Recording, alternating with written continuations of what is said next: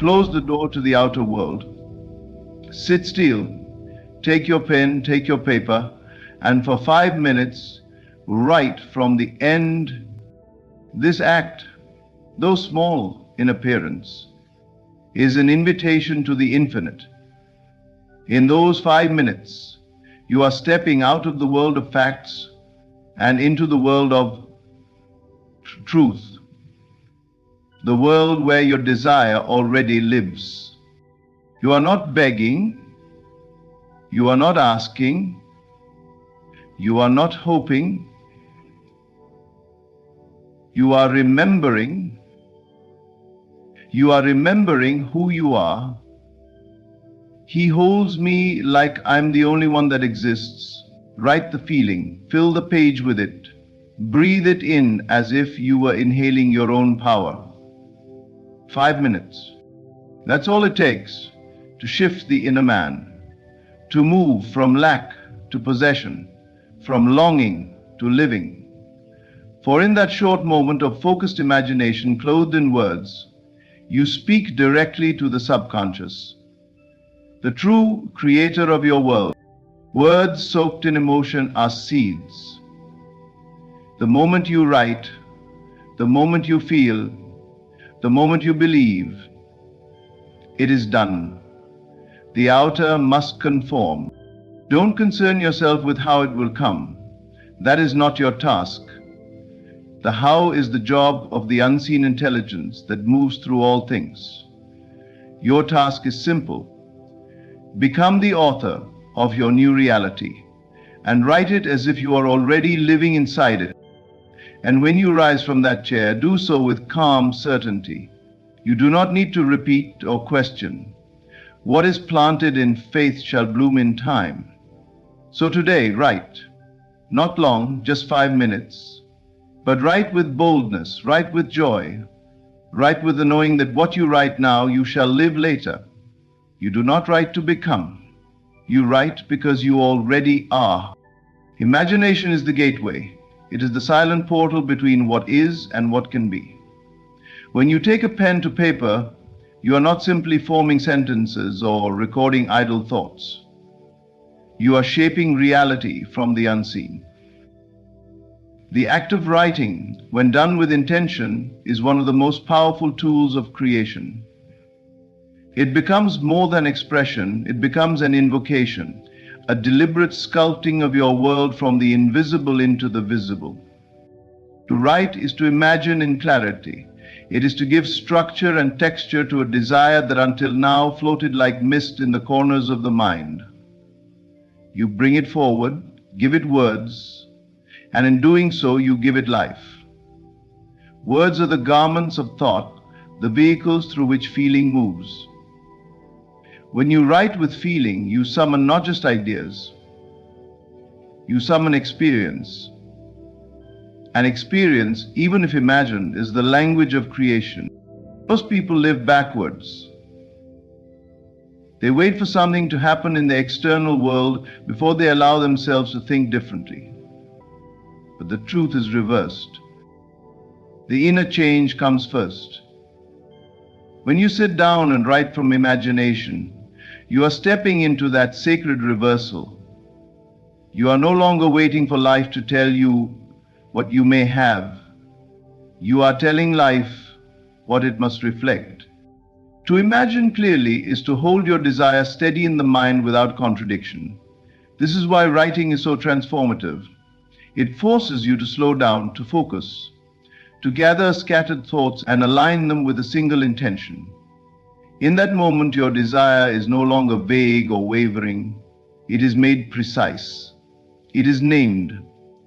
And in the spiritual realm, to name a thing is to give it presence. Your mind may wander when you try to visualize, but when you write, your focus deepens. You are pulled into the feeling. Your hand moves, your heart speaks, and your words begin to carry the weight of belief. And that belief, when sustained, is what manifests. Writing, therefore, becomes a sacred ritual, a meeting point between the self you are and the self you are becoming. When you imagine while writing, You are not simply entertaining fantasies. You are shifting identity. The person who writes, "I am so grateful for my abundant life," begins to feel abundant. The moment you write as if it is already true, your subconscious mind starts to adjust to this new concept of self. It does not argue. It accepts what is repeated and emotionally charged, and it acts. The world outside is only a mirror. If you wish to change the reflection, do not scratch the glass, change the image within. That image is born in imagination, and it is nurtured through attention.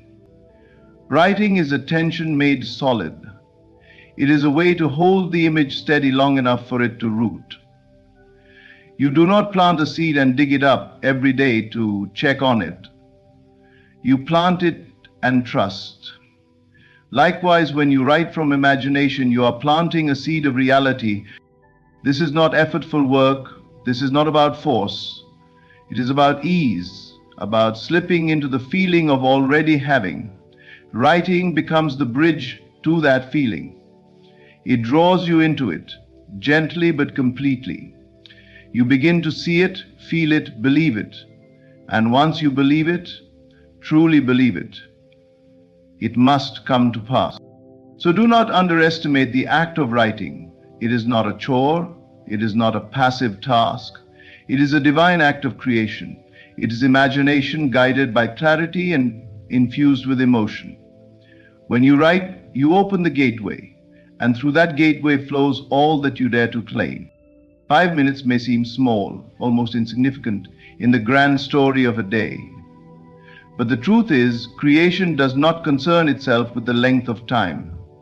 It responds to something far more powerful, your attention and your feeling. In those few minutes, if you are fully present, fully absorbed, and emotionally aligned with your desire, you can move mountains within. Most people are consumed with doing more, waiting longer, thinking harder, believing that if they just invest more hours, they will be rewarded. But manifestation is not transactional in that way. Time is not the force behind creation. State is. What matters is not how long you practice, but how deeply you enter the state of the wish fulfilled. In 5 minutes of pure, undivided feeling, you can do what hours of distracted thought will never achieve. You are not trying to earn your desire, you are tuning into it. You are aligning yourself with it so completely that you feel no gap between where you are and what you want. In that moment, the desire is no longer something far away. It is yours. It is here. It is now. You see, life is a mirror, and the mirror doesn't respond to your words, it reflects your state of being. If you speak of abundance but feel lack, the reflection will show lack. But if you feel abundance, even in silence, the mirror must return that image. The depth of feeling is the signal you are sending, and the clearer and stronger the signal, the faster the response. 5 minutes. That is all it takes. If you are willing to give your full heart, your full mind, your entire being to the assumption that your desire is already real. The outer world may tell you otherwise, but the outer world is slow to catch up. It lags behind your inner world, always reflecting what you felt as true before. So the only thing you must concern yourself with is the state you are occupying now. In these 5 minutes, you close the door on the world. You stop checking for signs. You stop thinking about how or when. You do not beg, plead, or strive. Instead, you drop into the feeling. What does it feel like to be the person who already has it? What does it feel like to have arrived, to no longer seek? That is the secret. That is the key. And you don't have to manufacture it. The imagination knows the way. You simply allow the scene to unfold. You see yourself receiving the call. You feel the relief in your chest. You sense the smile forming on your face. You hear the words of confirmation. You touch the thing you once desired. It is so vivid, so real, that you begin to forget where you are. In those 5 minutes, you are not pretending. You are remembering, because all creation is finished. You are not bringing something into existence. You are selecting it from the infinite possibilities already created. And you select by feeling. You step into the version of yourself who already has it, and you let that version breathe through you, think through you, write through you. Afterward, you do not need to wonder if it worked. It did. It always does. The question is never whether it will come, but whether you allowed yourself to feel it now. Those 5 minutes are not a waiting room. They are the creation room. And what you touch in imagination with feeling becomes the blueprint for your reality. So forget the clock, forget the how. For 5 minutes, live it fully. Let your attention be singular, let your feeling be deep. That is all creation requires. Most people are obsessed with the process. They want to know how it will happen, when it will happen, and through whom it will happen. But this obsession is a distraction. It keeps the mind entangled in details that do not matter. True creation begins when you release the need to control the middle and anchor yourself in the end. The end is the wish fulfilled, the state where your desire is already real, already yours. That is where your power lies. To write the end is to bypass all questions of method. It is to declare, "This is who I am now," rather than asking, "How do I become it?" The moment you focus on the steps, you shift into doubt, into effort, into delay. You try to play the role of the universe, of the unseen power that orchestrates the events of your life. But your role is not to figure out the how. Your role is to know the what and to feel it as done. Think of a great story. No one begins by writing every twist and turn. The author sees the ending first, the conclusion, the moment of triumph, the final scene. Only then do the pieces fall into place to serve that ending. Your life is no different. You must decide how the story ends, not how it unfolds. And when you decide with conviction and emotion, the invisible hand of life begins to shape everything around that choice. Writing from the end means sitting down and embodying the version of yourself who already has what you desire. You do not describe the effort it took to get there. You do not list the steps. You live the result. You write, "I am so thankful to live in my dream home." Not, "I hope I can save enough money someday." You write, "It feels amazing to wake up next to the love of my life." Not, "I'm trying to meet someone who understands me." The first declares it done, the second keeps it distant. This is not lying, this is alignment. It is choosing the state that corresponds with your desire and living in it now. The more real it feels, the more natural it becomes. And what feels natural must externalize. The world cannot resist the inner image that is held with faith. It must mirror it. You do not need to know how the house will come, how the person will appear, how the opportunity will be delivered. That is not your business. The unseen is always working, always listening, always arranging. It hears your inner word, not your outer effort. It responds to the state you live in, not the strategies you employ. So be still. See the end. Feel the end. Write it as if it is already happening, as if you are simply reporting a memory. And in doing so, you collapse time. You draw the future into the present moment. You shift your identity from someone who wants to someone who has. That is the turning point. You are not a seeker. You are a chooser. And your choice is made by where you dwell in imagination. Every time you return to the end, in your writing, you impress that state deeper into your subconscious. And once it is impressed, it is expressed. The outer world must yield. Let go of the steps. Let go of the struggle. They only cloud the vision. Instead, become absorbed in the outcome. Let it be vivid, emotional, complete. and trust that once the end is written in your soul, the journey will unfold with grace, mystery, and divine precision. You're not here to map the route.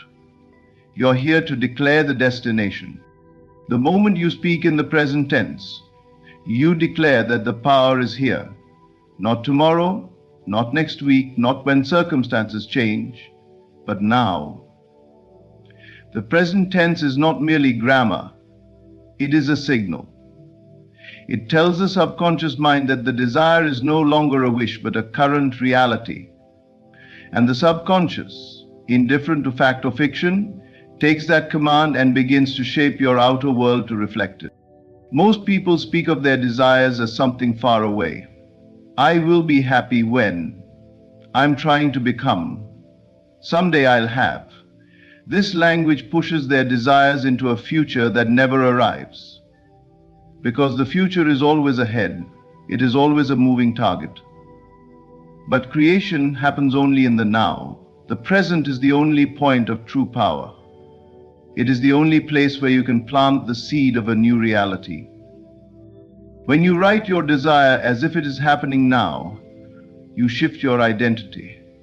You stop being the person who is waiting and become the person who is living. You say, I am loved. I am successful.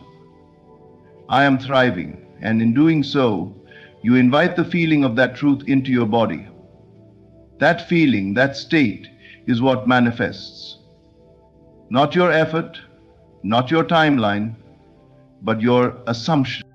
The world you see is a reflection of your internal assumptions. It reflects what you consistently claim is true.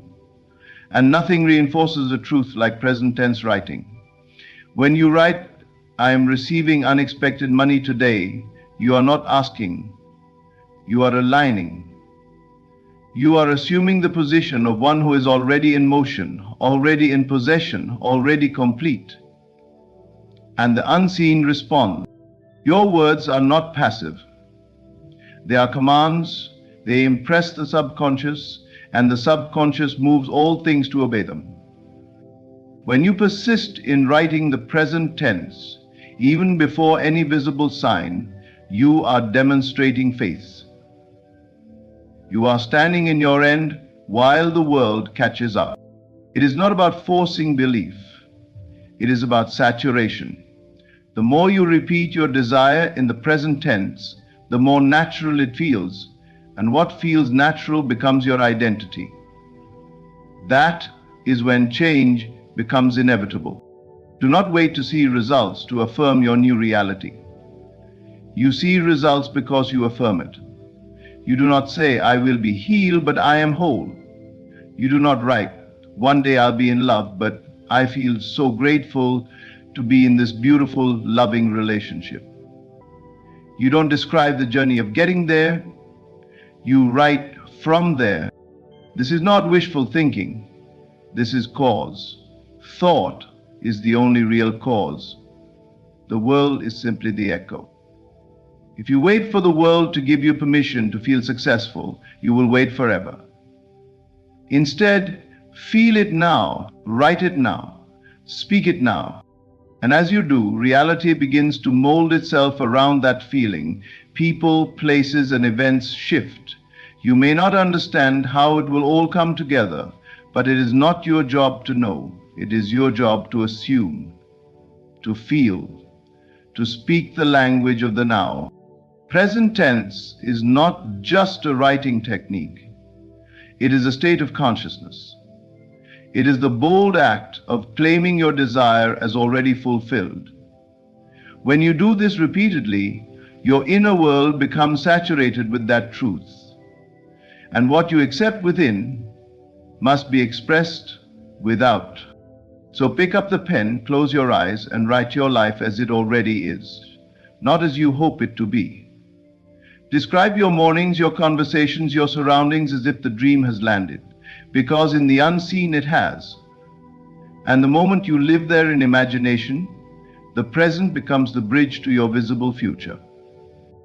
There is a subtle but powerful shift that takes place when you stop writing about your desires and begin writing as the one who already lives them. You are not just recording thoughts or reflecting on life like a passive observer. You are creating, shaping, directing. And to do this effectively, you must step into the role of the one who already has what they seek. Most people approach writing as an external exercise, something they do to process ideas or vent frustrations. But when you desire change, writing becomes something far more sacred. It becomes a channel of creation.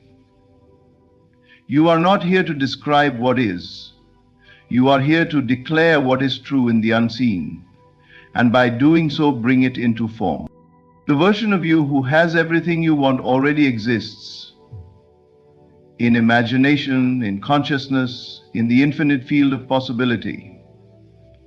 It is already done. Your task is to become that version, and writing is one of the most direct ways to make that shift. But you must write from that identity, not toward it. Writing from lack keeps you in lack. It reinforces the state of not having. But when you embody the writer's identity, the one who writes as the person who already lives the desired life, your words begin to carry a different energy. They are no longer hopes, they are affirmations. They are not wishes, they are statements of reality. And reality reshapes itself around them. Ask yourself, how would I write if I were already wealthy? What would I say if I were already deeply in love? How would I express myself if I already felt free, healthy, confident, and complete? That's the voice you must claim. Not tomorrow, now.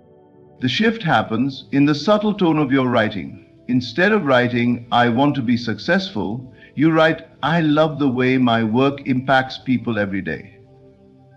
The flow of abundance feels so natural to me now. Instead of saying, I hope love finds me soon, you write, every day I wake up next to the love of my life, and it still feels like a dream I get to live it. That is writing from identity. That is writing as cause. And when you do this consistently, something strange begins to happen. Your body responds. Your emotions shift. You begin to feel the truth of what you're writing, not as a fantasy, but as an intimate reality. And when you feel it, you live it. And when you live it, the world cannot help but mirror it. You are never writing to make something happen. You are writing to embody the version of yourself that knows it already has happened. This is not about becoming someone else. It's about returning to who you truly are, beyond limitation, doubt, and delay. The you that is one with your desire. The you that does not strive but allows.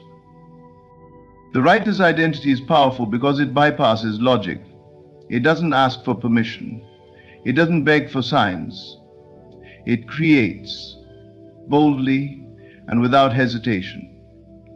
It writes not to beg but to declare, not to wonder but to know. And every time you sit down with this intention, every time you write from this higher state, you are aligning your inner world with the version of reality you wish to experience. You are tuning your frequency, shaping your belief, and commanding the unseen to move. So stop asking. Start claiming. Start narrating your struggles. Start scripting your success. The pen in your hand is not just ink on paper. It is the wand of creation. Use it wisely. Use it as the version of you who already lives the life others still dream about. You are not describing life. You are creating it. And your words are the mold. Speak as the one who already is, already has, already knows, and watch the world transform to match the story you've dared to live. Once the desire is written, once the vision is impressed upon the mind, your work is not to chase it, question it, or pull it up to check if it's growing. Your work is to trust to release, to walk forward as though it is done, because it is done in the unseen, in the deeper layers of consciousness, in the womb of creation where all things are born. When you write your desire with clarity and feeling, you are planting a seed in the fertile soil of imagination. And just as you would not dig up a planted seed every hour to see if it's sprouting, so too must you resist the temptation to check, worry, or doubt. To do so is to interrupt the process. To do so is to declare that you do not trust the very power you have called upon. Faith is not passive. It is active confidence in the unseen. It is the invisible posture of knowing that what has been spoken, what has been written, is already in motion. You don't need to force it, beg for it, or micromanage the how. You need only to hold the end result in your heart and move as though it is already yours. This is where many falter. They write their desires, they speak their affirmations, and then they immediately look to the world for confirmation. And when it does not arrive on their timetable, they become anxious. That anxiety is a signal not from the world but from the self, that they have not yet trusted, that they are still holding on instead of letting go. But understand, the moment you let go, you free the desire to manifest. Holding it too tightly, obsessing over it, needing constant reassurance, that is fear disguised as care. It signals lack. It tells the subconscious that you do not yet believe you are the one who has what they've claimed.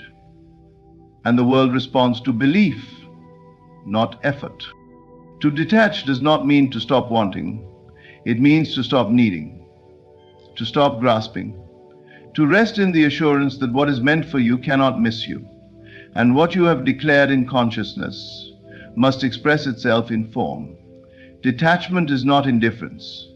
It is supreme confidence. It is saying, I have done my part. Now I rest in the knowing that all is well. And how do you walk in that knowing? You carry on with your life as if the manifestation is inevitable. You take inspired steps not to make it happen, but because it is happening. You prepare room for the answered prayer. You act in harmony with the version of you who already lives the fulfilled desire.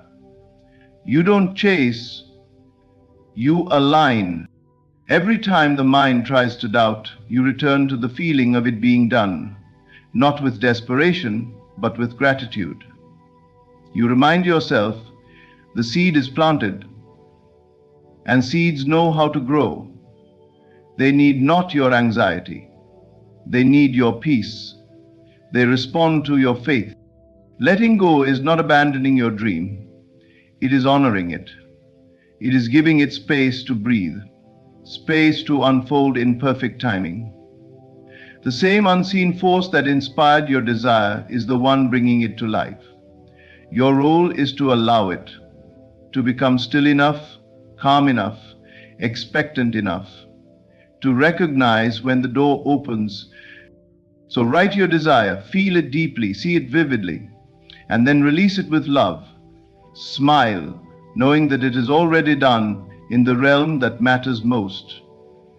And as you walk forward, not with worry, but with wonder, you will find yourself stepping into reality shaped by your own faith. Creation begins with intention. It is sealed with belief, and it is released with trust. You have planted the seed.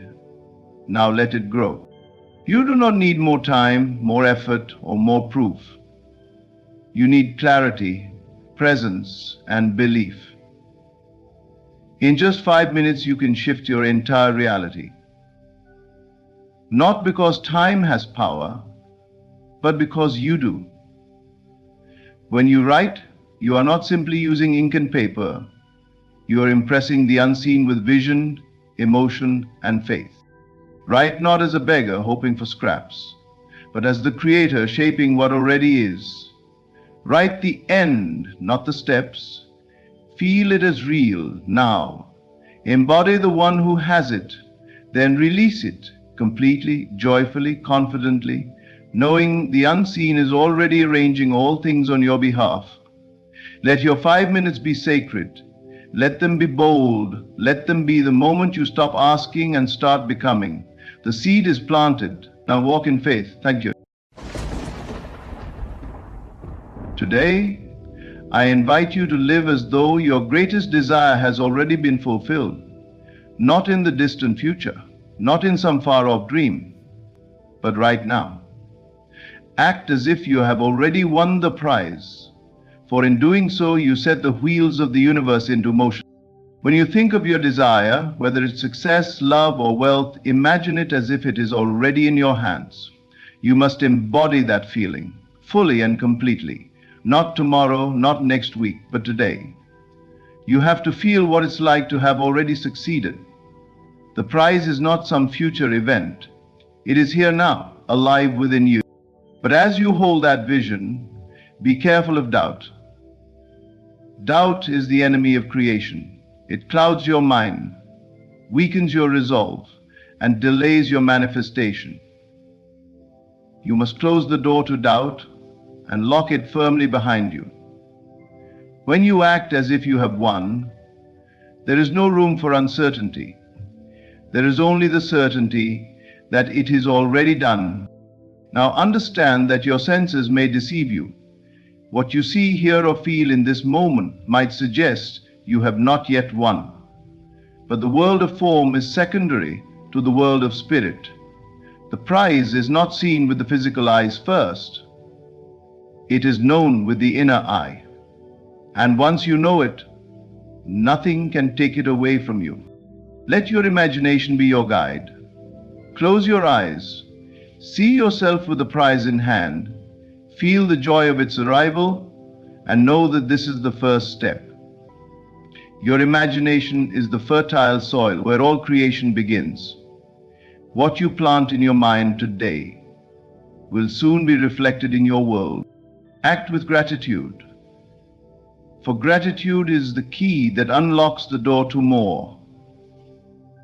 When you feel the gratitude of already receiving, you are telling the universe, I am ready for more. Live as if the prize is yours, and the universe will align to reflect your inner knowing. Lastly, remain consistent in your belief. The world may challenge you, and the temptation to doubt may rise, but you must stay true to the feeling of already having won.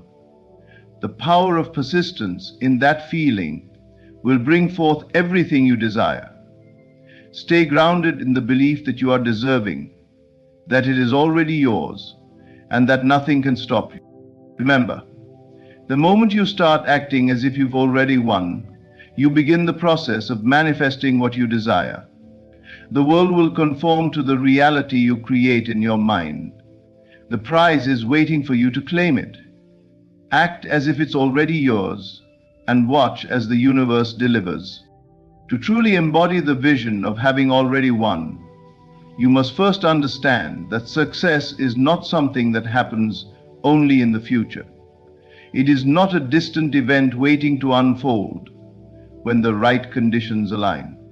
Success, victory, and fulfillment are already present, available to you in this very moment. And it is through embodying that truth that you will bring your vision to life. Living in the feeling of having already won is not just about thinking you have succeeded, it's about truly feeling it. The emotions that come with achievement, joy, relief, and fulfillment, must become part of your daily experience right now. You must step into the essence of what it would feel like to have already received the prize, whatever it may be for you.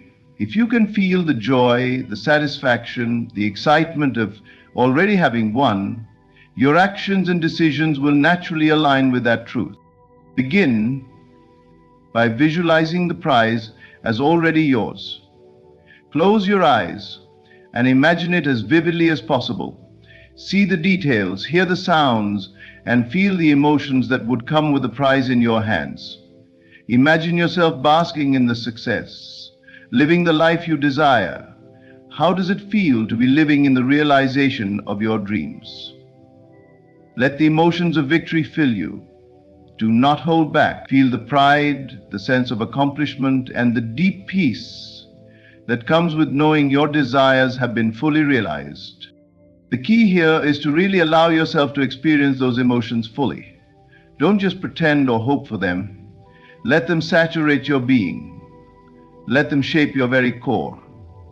As you do this, the line between what is imagined and what is real begins to blur. The body and mind don't distinguish between what's vividly imagined and what's actually happening in the moment. So by living in the feeling of success, you start to create it in your outer world. But it's not just about mental imagery, it's about allowing that feeling to influence your actions. When you act as if you have already won, your choices, your behaviors, and even your thoughts begin to shift in alignment with that belief. You will make decisions from a place of certainty and confidence, because you already know the outcome. The power of embodying the vision is that it leads to new ways of thinking and doing. Your thoughts will no longer be filled with doubt, worry, or insecurity. Instead, they will be filled with clarity, purpose, and empowerment. You will begin to make choices that reflect the version of yourself who has already achieved greatness. If you truly believe that you have already won, you will no longer tolerate situations or circumstances that do not align with your vision. You will begin to surround yourself with people, experiences, and opportunities that match the life you are creating. The feeling of having won will cause you to rise to a new level of standards, one where you no longer accept anything less than your highest vision for yourself. This is where the power of embodiment lies, the ability to live as though your vision has already come true. When you embody the vision of success, your actions will naturally start to carry the weight of your desire. You will walk through life with a quiet confidence, knowing that everything is unfolding as it should. It is not about forcing things to happen or rushing the process, but allowing the feeling of already winning to guide you step by step.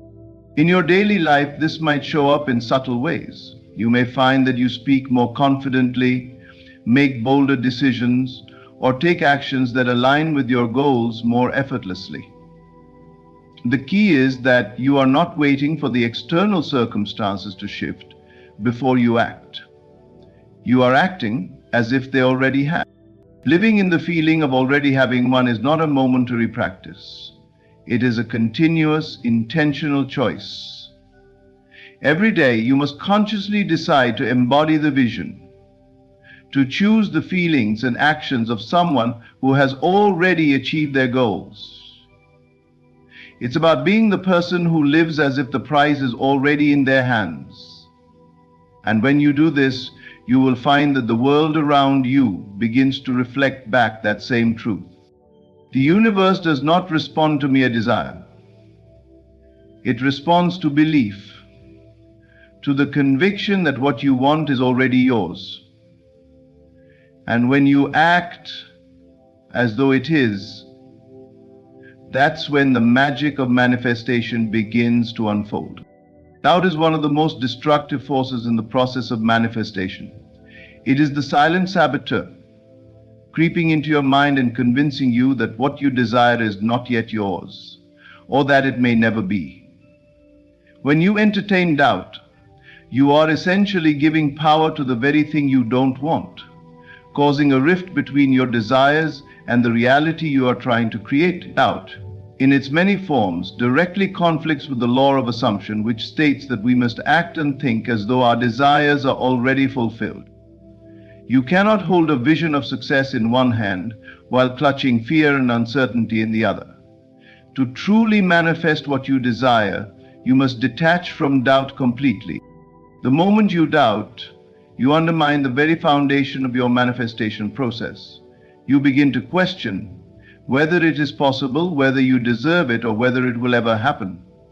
Doubt brings with it a sense of limitation, scarcity, and disbelief, which completely contradicts the mindset of abundance and certainty necessary for manifestation. You cannot live in the feeling of already having what you want if your mind is cluttered with thoughts of maybe or I'm not sure. Doubt is the thief of all manifestations, and it robs you of the faith and clarity needed to bring your desires into reality. When you entertain uncertainty, you are essentially postponing the fulfillment of your desires. You are sending mixed signals to the universe.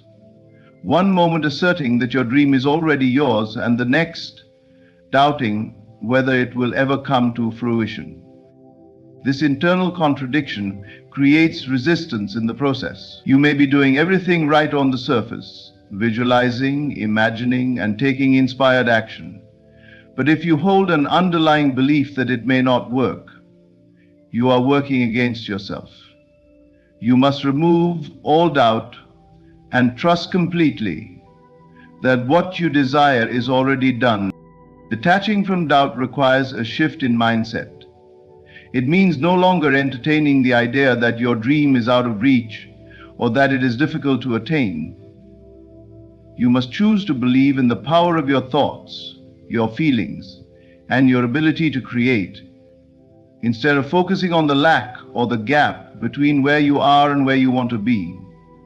You must fix your attention on the certainty that your desire is already yours. This shift in perception is vital because it transforms the way you act, think, and feel. When you fully believe that your dreams are already fulfilled, you begin to make decisions and take actions that align with that belief. To detach from doubt, you must also become aware of the thoughts that fuel it. Every time doubt creeps in, pause and challenge it. Ask yourself, is this thought serving my manifestation? Does this thought align with my vision of already having received what I desire? When you catch yourself in a moment of doubt, replace those thoughts with affirmations of certainty. Remind yourself that the universe is always working on your behalf, even when you cannot see the results immediately. Trust that your desire is unfolding perfectly, regardless of what the external world may suggest. Another powerful way to detach from doubt is to fully immerse yourself in the feeling of already having received your desire. When you embody the state of having, there is no space for doubt. If you already have it, why would you question it? The feeling of ownership, of already being in possession of your prize, fills you with a deep sense of calm and assurance. It becomes impossible to doubt the process when you feel the truth of your success in every cell of your being. Remember, manifestation is not about forcing something to happen or wishing for it to happen. It's about knowing that it has already happened. It's about living from the end result, where you already have what you desire. Doubt is the opposite of living from the end. It is living from the current state of lack and wanting. To manifest, you must release all doubt, trust in the process, and feel confident in the knowledge that your reward is already yours. In the process of detaching from doubt, your faith will grow stronger and your trust in the unseen will become unshakable. This is when your manifestations begin to flow naturally into your life. Let go of doubt and you will find that everything you desire is already on its way. The key is to remain steadfast in your belief and to live as though you've already received your reward. The moment you do this, you will realize that doubt no longer has a place in your life, and your desires will manifest effortlessly. Faith in the invisible is the cornerstone of true manifestation. It requires you to trust in what cannot be seen with your physical eyes, to believe in what your senses cannot confirm. The world around you may appear to contradict your desires, but faith in the invisible tells you that the truth of your desires is already unfolding, even if it is not yet visible in your current reality. It is the unwavering trust in the unseen forces that are at work behind the scenes, shaping your world in alignment with your inner vision. What you see with your eyes, what you hear with your ears, and what you touch with your hands may not always reflect the truth of your desires. In fact, often, the external world will mirror the exact opposite of what you want to create. You may look around and see evidence of lack, struggle, or unfulfilled dreams, But what your senses tell you in that moment is not the final word. The truth of your desires lies in the realm of the invisible, in the realm of pure possibility, where everything you desire already exists. It is your inner knowing, your unwavering belief in the unseen, that determines the outcome of your manifestation journey. The key to manifestation is to shift your focus away from the physical world and to place your attention on the inner world, the realm of thought, imagination, and feeling. The external world is merely a reflection of your inner state. What you see in the material world is the result of past thoughts and beliefs. But the invisible world of your imagination, your desires, and your faith is where the true creation begins. This is why it is so important to trust in the invisible, to know that what you desire is already shaping itself behind the curtain of your awareness. When you have faith in the invisible, you do not need physical evidence to prove that your desires are coming true. You trust in the process, knowing that everything is unfolding perfectly in alignment with your inner vision. The universe is constantly responding to your thoughts and feelings, even if you cannot yet see the evidence in your physical reality. What matters is your inner conviction, your belief in the unseen. When you hold the unwavering faith that your desires are already on their way, you begin to shape your world in ways that may not be immediately apparent, but are no less real. One of the most powerful aspects of faith in the invisible is the ability to live in the feeling of already having received your desire, even when there is no outward evidence of it. This is where the power of imagination comes in. Imagination is the bridge between the visible and the invisible, between the world of form and the world of pure potential. When you imagine yourself already in possession of your desire, you align your inner state with the reality you wish to create. You are no longer waiting for the outside world to confirm your desires. You are living in the belief that your desires are already a reality in the unseen world, and that, in time, the physical world will reflect that truth. Faith in the invisible requires a deep sense of trust. It means trusting that the universe is always working on your behalf, even when you cannot see the evidence of it. You may have doubts or moments of uncertainty, but faith means that you persist in the belief that what you want is already coming to you. You trust in the timing of the universe, knowing that everything is unfolding in the perfect way and at the perfect time. The physical world may seem slow to change, but the invisible world is where the magic happens, where everything you desire is already being formed. In cultivating faith in the invisible, you must let go of the need for immediate results.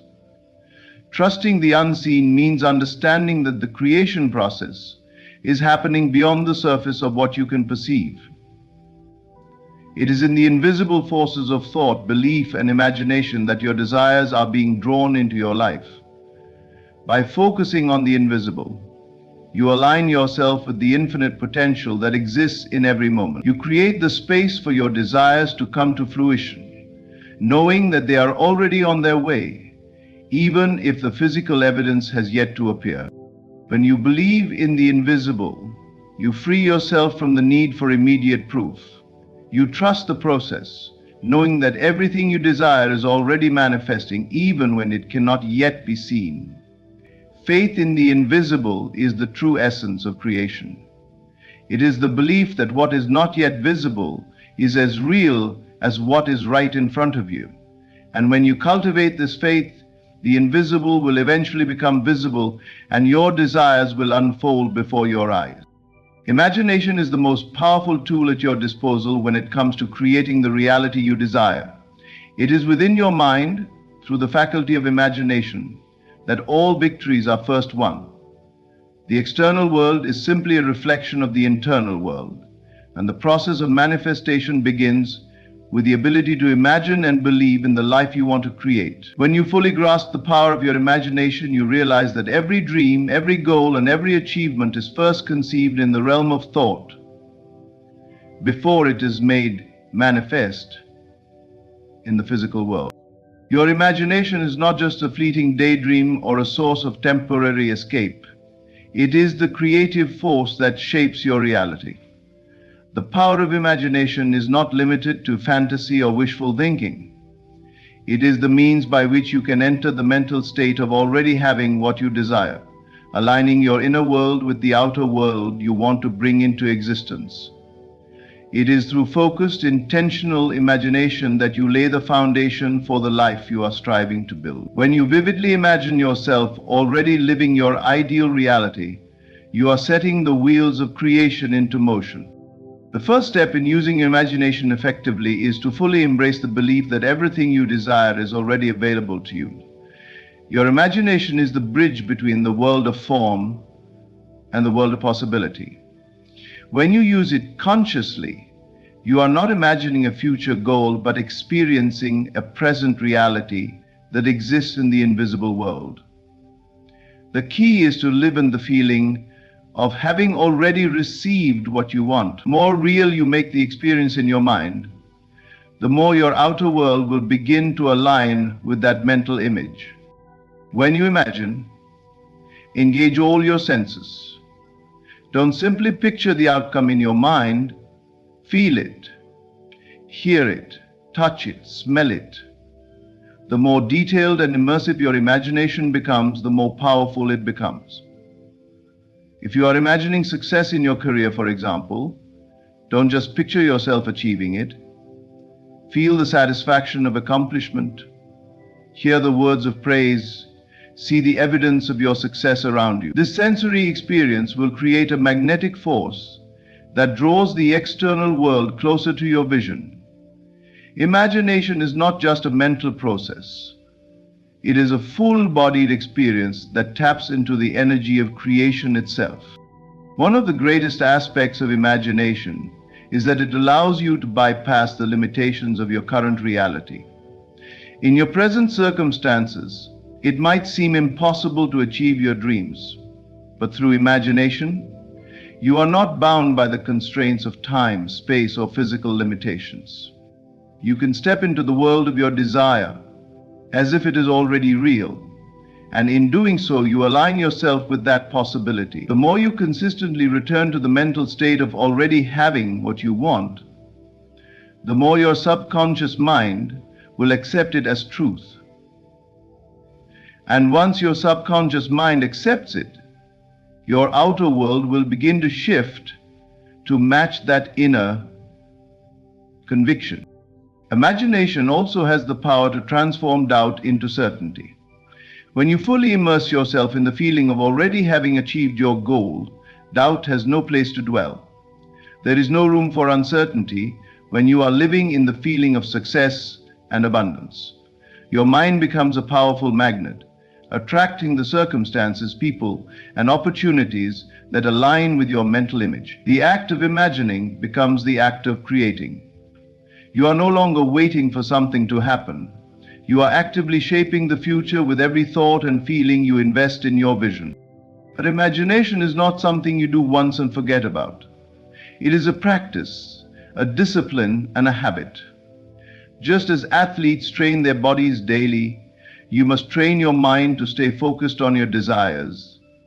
Regularly return to your imagined reality, even when external circumstances seem to suggest otherwise. In fact, it is in these moments of doubt or resistance that your imagination is most powerful. The more you practice imagining the life you desire, the more it becomes ingrained in your consciousness.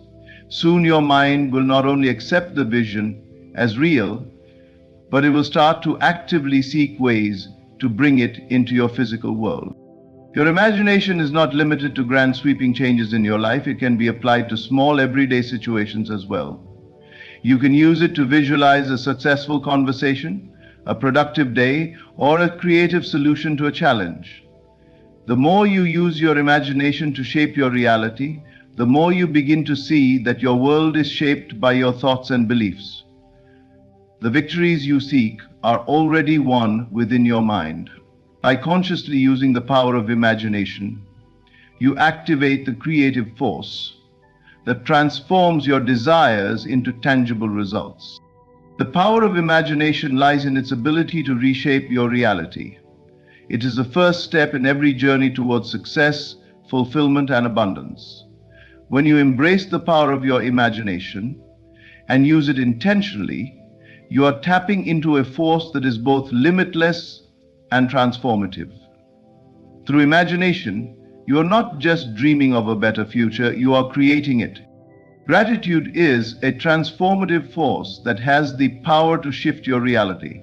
It is not merely an acknowledgement of the good things in your life, but a deep, heartfelt recognition of the abundance that already surrounds you. When you live in gratitude, you are not waiting for something to change in your life in order to feel grateful.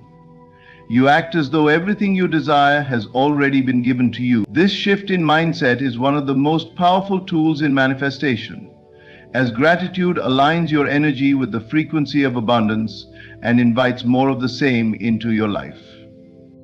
The essence of gratitude is not simply about expressing thanks for what you have. It is about living in the feeling of already having what you want. Gratitude is an emotional state, a vibration that communicates to the universe that you are in full acceptance of what is, while also open to receiving more. When you choose to act as though your desires have already been fulfilled, you are signaling to the universe that you trust it to provide for you, and that you are already in alignment with your dreams. This is a powerful act of faith, as you are not waiting for evidence to show up first, but are choosing to believe in the unseen and live from a place of abundance. When you cultivate gratitude, you activate a powerful magnetic force that attracts more of what you want. The law of attraction operates on the principle that like attracts like. And by living in the energy of gratitude, you begin to draw more opportunities, people, and circumstances that match your current state of abundance.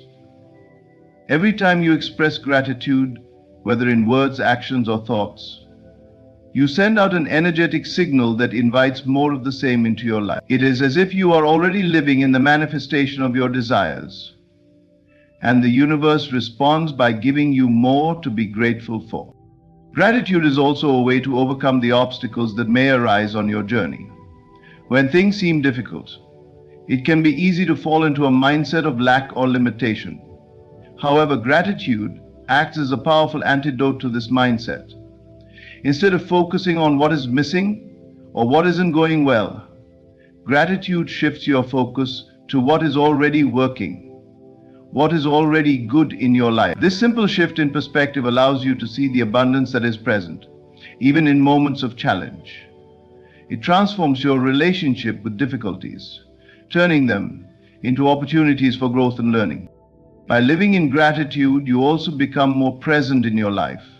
You stop waiting for some distant future where everything will be perfect and instead embrace the present moment as a reflection of your desires already realized.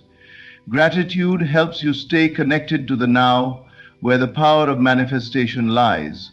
When you are fully present and grateful for the current moment, you create a strong foundation from which your desires can naturally unfold.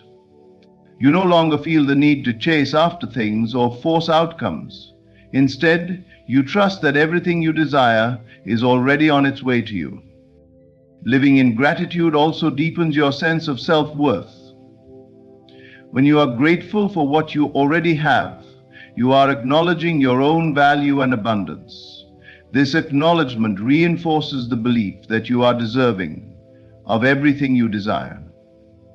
It removes the notion of scarcity and replaces it with a deep sense of worthiness. Gratitude for what you already possess allows you to open your heart to receiving more, because you know that you are worthy of every blessing and opportunity the universe has to offer. One of the most powerful aspects of living in gratitude is that it helps you focus on the positive aspects of your life rather than the negative. In a world where it can be easy to focus on what isn't going right, gratitude redirects your attention to what is already aligned with your desires. This shift in focus amplifies the good in your life and expands your ability to see even more opportunities. As you focus on what you are thankful for, you train your mind to look for abundance rather than scarcity. This shift in perception not only brings more joy into your life, but also positions you to manifest even greater things. Gratitude has a ripple effect that touches every area of your life.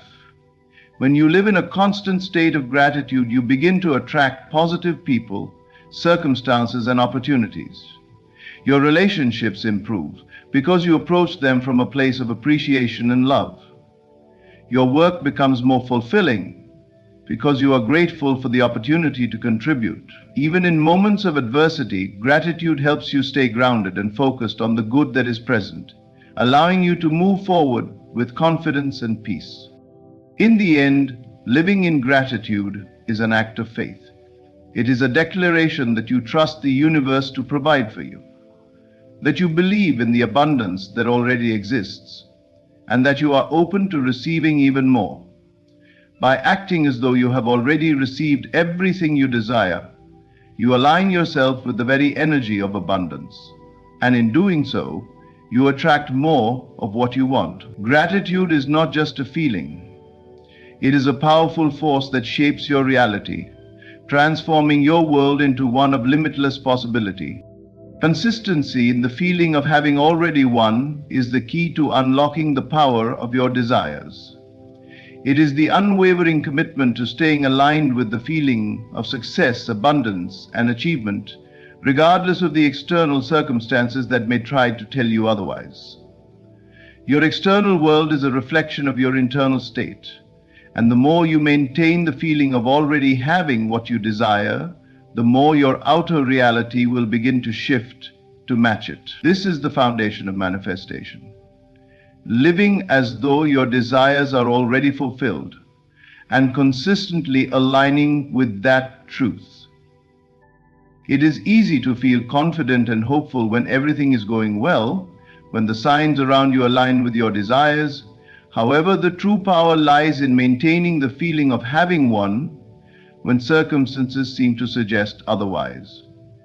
Life will always present challenges, setbacks, and moments that feel less than ideal, but it is during these times that your ability to remain consistent in your feeling of success becomes paramount. The key is not to let external events dictate your internal state. Instead, you must stay anchored in the feeling that the prize is already yours, regardless of what is happening around you. The most important aspect of consistency in feeling is the ability to detach from the need for immediate results. Often when we desire something, we want to see tangible proof of our progress, to know that we are on the right track.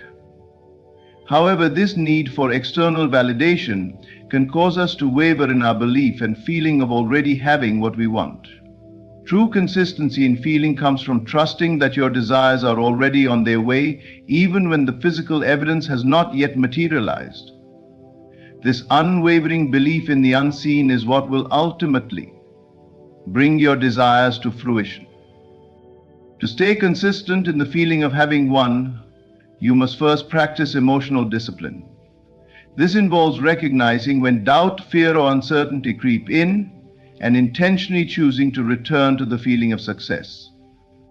It's about training your mind to focus on the positive outcome, on the end result, rather than on the temporary circumstances that might be causing discomfort. It may require you to shift your focus away from problems or challenges and instead redirect your attention to the vision of your success.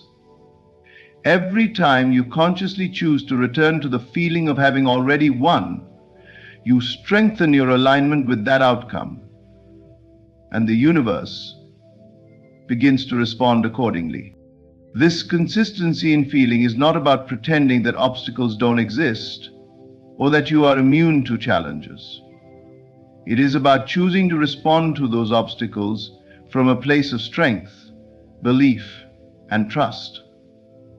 It is about acknowledging that the journey is a part of the process and that your success is inevitable, regardless of the bumps in the road. When you stay consistent in your feeling, you begin to see obstacles not as barriers, but as stepping stones that are helping you move closer to your prize.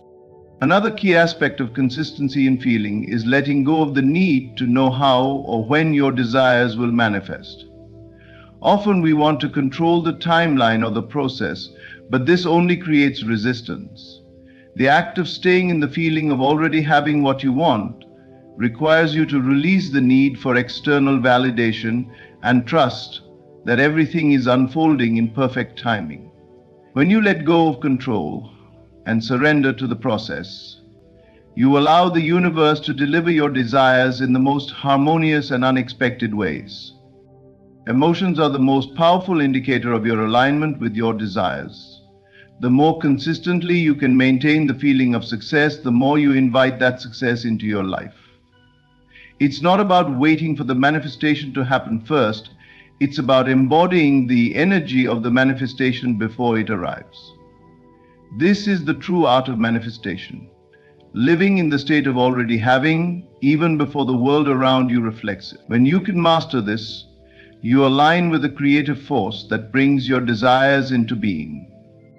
Consistency in the feeling of having already won also involves cultivating a deep sense of gratitude for what you already have. When you focus on what is already good in your life and appreciate it, you amplify your vibration and attract more of the same. Gratitude helps you stay rooted in a positive, abundant mindset, which is essential for maintaining the feeling of having won. The more grateful you are for the progress you've made and the things you've already received, the more you open the door for even greater manifestations to flow into your life. Ultimately, staying consistent in the feeling of already having what you desire is about living with unwavering belief and trust. It is about knowing that your desires are already yours, even when the outside world may suggest otherwise. The feeling of success, fulfillment, and victory must become so real to you that nothing can shake your belief in its inevitability. When you can consistently maintain this feeling, you will find that your outer circumstances begin to mirror your inner conviction, and your prize will manifest before you in ways you never expected. In conclusion, the journey of manifesting your desires is rooted in consistency, faith, and alignment with the feeling of already having what you desire. By embodying the vision, detaching from doubt, and living with unwavering belief in the invisible, you align yourself with the energy of your desires and invite them into your life. Through the power of your imagination, gratitude, and emotional discipline, you create a reality where success and abundance are inevitable. It is through staying consistent in the feeling of having already won, regardless of the circumstances around you, that you open the door to infinite possibilities. Remember, the universe responds to the vibration you emit. Stay steadfast. Remain in the feeling of having already received, and trust the process. Thank you for taking the time to reflect on this message and embrace the power of living as though your desires are already yours. Your journey of manifestation starts within, and by staying true to the feeling of success, you unlock the path to limitless abundance. Thank you. You do not have to chase what is already yours. Stop begging reality to shift. It will never move until you move, not with your body, but with your mind. Your reality is not built on effort. It is built on assumption. The question is not, how will I get it? The question is, do I know that it's already mine? Because when you know something is yours, you stop waiting. You stop hoping, you start being, and in being, the world bends. Your desire is not foolish. It is not a mistake. It is not too big for you. It is the whisper of the unseen letting you know what is already stored for you. The moment you desired it, it existed. The only distance between you and its manifestation is the story you tell yourself. The universe does not delay, it simply reflects. So if you believe you must struggle, delay will show up. If you believe it takes years, years will appear. If you believe it's already yours, you will be surprised by how fast it arrives. The key is not in striving, it is in assuming. You must assume it now. You must walk in that new identity. Don't wait for the money to feel wealthy. Don't wait for the relationship to feel loved. Don't wait for the recognition to feel confident. Feel it now, and the universe has no choice but to mirror it back. But this is not arrogance. It is alignment. You were not placed here to beg. You are placed here to declare. Speak as the one who has it. Move as the one who holds it. Live as the one who receives it. Let the world catch up to the truth you now embody. It's time to act as if the universe delivers everything you desire, because it does.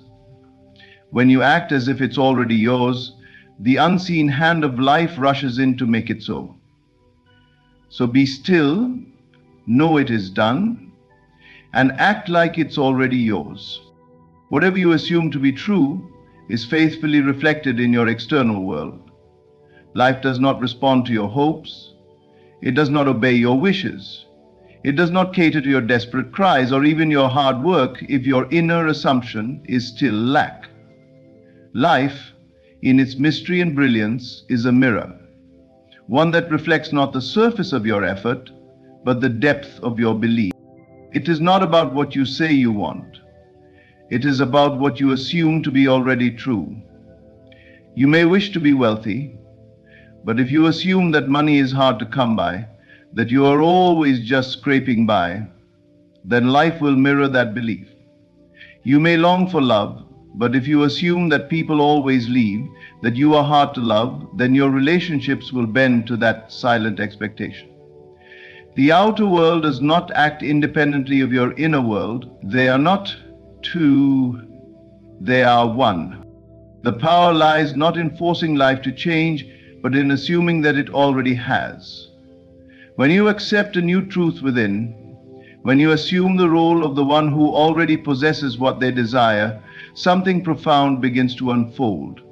You no longer operate from desire, you operate from fulfillment. And from that fulfillment, life takes shape. Assumption is not pretending, it is not wishful thinking, it is claiming a new identity with complete confidence that it is already done. When you assume, you shift. You align your feelings, thoughts, and actions with the state you desire to experience. And in that alignment, the world begins to transform, not because you fought for it, but because you believed it first. Look around you. Everything you see is a result of past assumptions. The people in your life, the circumstances you face, the amount of peace or chaos you encounter, they all correspond to what you have long accepted as true. If you say, nothing ever works out for me, and assume that life is against you, then it must reflect that. But the moment you assume differently, the mirror shifts. That is the divine law. This is why changing your life begins with changing your assumption. Not your effort, not your conditions, but your inner truth. Assume you are loved, assume you are chosen, assume you are healthy, free, successful, and hold to it even when the outer world contradicts it, because it must for a time. There is always a short delay while the outer world adjusts to your new inner stance. But hold firm, persist in the assumption. You do not manifest what you want, you manifest what you are. And what you are is defined by what you assume. If you walk around believing the world is kind to you, that things work in your favor, that you are guided and protected, then life cannot help but echo that belief. That is the power you carry. But most people go the other way. They see a condition, accept it, and assume it must always be so. They allow the outer world to determine their inner state, never realizing that they hold the lever of change within their own mind. The key is to reverse this, to use the inner world as the origin and let the outer world catch up. So what do you assume about yourself, about others, about the world? That is the silent prayer you offer every day. It is the vibration you carry. And the universe, being flawless in its fidelity, responds with perfect accuracy. It is not partial, it is not biased, it simply mirrors. Your desires are not random. They are not mere impulses of the flesh or fleeting fantasies of a restless mind. They are sacred signals, inner whispers from the deeper part of you, the part connected to the infinite, the unseen source of all creation. Every true desire, the kind that returns again and again, regardless of time or circumstance, is a message. It is divine instruction. It is the infinite within you showing you what you are meant to experience, express, or become. Desire is not to be feared, dismissed, or ignored. To suppress your desires is to silence the very voice that is trying to guide you. It is to turn away from the direction your soul longs to take. The world may have taught you to question your desires, to label them as selfish, unrealistic, or dangerous. But the truth is this: the real danger lies in denying them. When you turn your back on desire, you turn your back on the very life you were born to live. The desire within you is not random, because it is not placed there by the world. It is placed there by the essence of life itself. It is the seed of fulfillment. No two people have the exact same desires, because no two souls carry the same mission, the same light, the same story. What calls to your heart, what stirs your spirit, is meant for you. It is your map. It is how the infinite guides you without force, through feeling. You may think you chose your desires, but in truth they chose you. They are invitations. Invitations to rise into a higher state of being, to become the person who lives in alignment with that vision. That is why desire is not just about getting something, it is about becoming someone. The moment you honor the desire, you begin to expand. You stretch beyond your current self and open to the possibility of who you truly are. But if you dismiss your desire as impossible, if you view it through the lens of logic or fear, you cut off that divine current. You resist your own expansion. That is why so many feel stuck, not because life has stopped moving, but because they have stopped listening. They ignore the gentle call of their heart in favor of the loud opinions of the world. And when you follow it, even when you don't know how it will unfold, something sacred happens. Doors open. Opportunities arise. People, resources, and ideas begin to move into place. Not because you force them to, but because you align with the current of your true path. That alignment is magnetic. It draws to you everything you need to fulfill the vision you hold. Do not confuse shallow wants with deep desires. The former are fleeting and come from comparison or ego. But true desire, the kind that lives in your bones, the kind that stirs emotion when you imagine it, that is spiritual, it is pure, it is eternal. It does not fade with time, because it is time calling you forward. To honor your desire is to honor the divine within you. It is to say, I trust the voice that speaks softly yet clearly. I will follow it even when I do not see the full path ahead. And when you do, when you walk in faith with that desire in your heart, you find that life meets you there. It supports you, not because you demanded it, but because you dared to believe in what was placed inside of you for a reason. Never be ashamed of what you long for. That longing is sacred. To deny your desire is to deny the voice of God within you. But to embrace it is to begin the journey of becoming who you are always meant to be. You are not here to wait for the world to hand you your future. You are not a beggar standing at the gate of life, hoping for a crumb of possibility. You are the creator. And the sacred tool of your creation is imagination. It is not a childish game or a meaningless escape. It is the secret door, the doorway through which all things are born.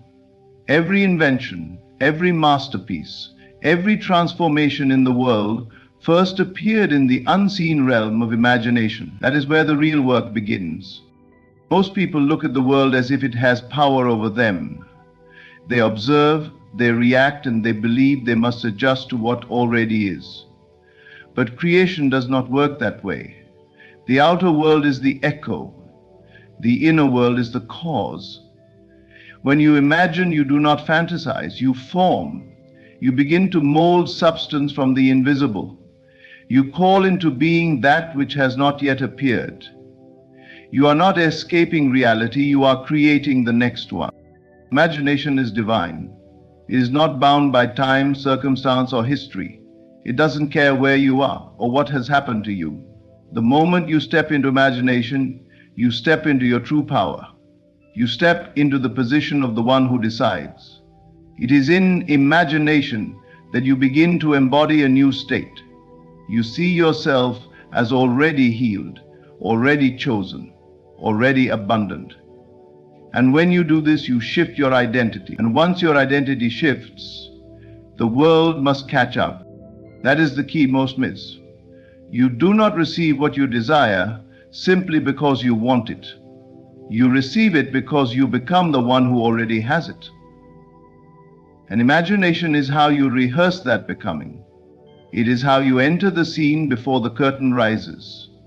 It is how you train your mind, your body, and your emotions to dwell in a new truth. When you imagine, do it vividly.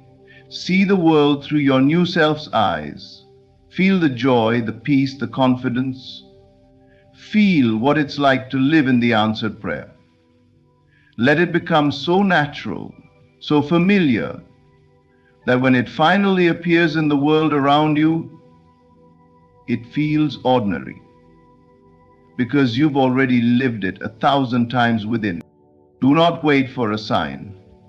Imagination is the sign. It is the first evidence of things unseen. It is the first movement of creation. And it is always available to you. No one can take it from you.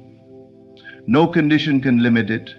You may be in a small room, but in your imagination you can travel anywhere, speak with anyone, create anything. That is power.